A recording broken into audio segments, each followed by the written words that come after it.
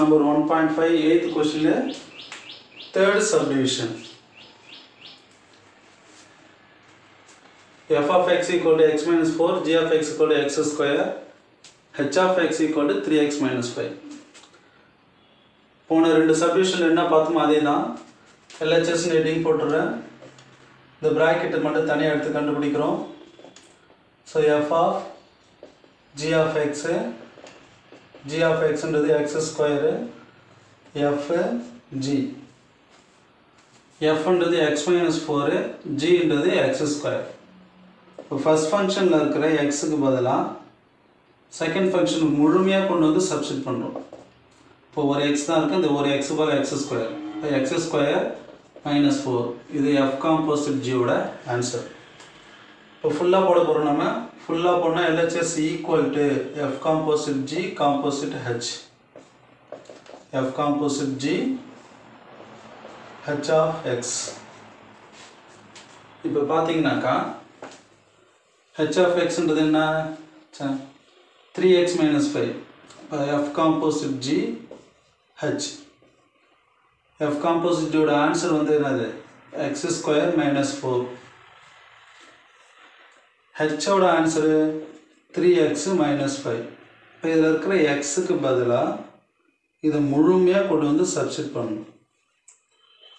இப்போ பார்த்தீங்கன்னாக்கா இந்த xக்கு பதிலாக 3x minus 5, எக்ஸுக்கு ஸ்கொயர் இருக்கிறதுனால இங்கே ப்ராக்கெட் பண்ணணும். இது ஃபுல்லாக வெறும் எக்ஸு.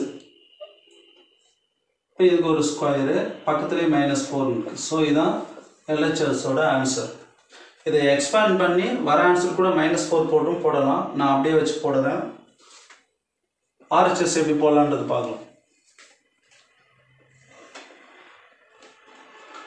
RHS அதில் என்ன ப்ராக்கெட் இருக்குது? G காம்போசிட் ஹெச்னு இருக்குது. G composite h ன்றது g of h of x is equal to g of h of x ன்றது என்னது? 3x minus 5. ரெஃபர்க்கில் இங்கே பாருங்கள் gh ன்னு இருக்கு. g தனியாக h தனியாக இருக்குங்க. g ன்றது x ஸ்கொயர், h ன்றது 3x minus 5. அப்போது ஃபஸ்ட் ஃபங்க்ஷனில் இருக்கிற எக்ஸுக்கு பதிலாக செகண்ட் ஃபுல்லாக கொண்டு வந்து போடுறோம். இங்கே ஒரே ஒரு டைம் தான், அந்த ஒரு டைம் முன்னாடி எதுவும் கிடையாது, பவர் மட்டும் 2 இருக்குது. அந்த எக்ஸுக்கு பதிலாக 3x minus 5, 3x minus 5 இப்போ இந்த ஸ்கொயர். இது எதோட ஆன்சரு? ஜி காம்போசிட்டு ஹெச்சோட ஆன்சர். முன்னாடி எஃப் காம்போசிட் பண்ணோம். இது ஃபுல்லாக போடும்போது நம்ம RHS முழுமையாக எழுதுகிறோம். RHS equal to F composite G composite ஹெச். அப்போ எஃப் காம்போசிட்டு ஜி காம்போசிட் ஹெச்னு சொல்லும் போது G of H of X.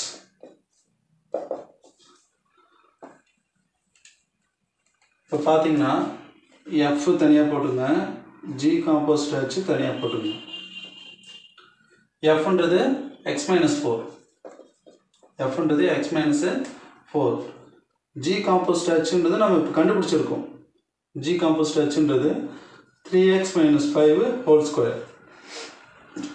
இப்போ ஃபஸ்ட் ஃபங்க்ஷனில் இருக்கிற வேரியபிள் எக்ஸுக்கு பதிலாக இது ஃபுல்லாக கொண்டு வந்து அப்படியே போட போகிறோம்.